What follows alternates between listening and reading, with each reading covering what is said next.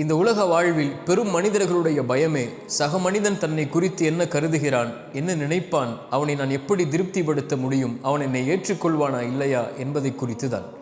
இந்த பயத்தை எவன் கடக்கிறானோ, யார் கடக்கிறாரோ அவரே வெற்றி அடைந்தவராக மகிழ்ச்சி அடைந்தவராகவே வாழ முடியும். இல்லை என்றால் உலக வாழ்வு முழுவதும் பிற மனிதனுக்காக வாழ்ந்து மறைந்ததாகவே ஆகிவிடும். இறைத்தூதருடைய உள்ளம் பிறருடைய வார்த்தைகளால் நெருக்கமானது.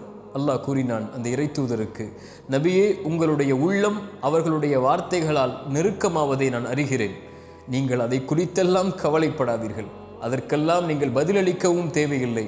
என்னை புகழ்ந்து விடுங்கள், என்னை சிரம்தாழ்த்தி வணங்கி விடுங்கள் என்று இறைத்தூதருக்கு இறைவன் அறிவுரை கூறினான். படைப்புகளை திருப்திப்படுத்துவது உங்களுடைய நோக்கம் அல்ல. படைத்தவனை திருப்திப்படுத்துங்கள்.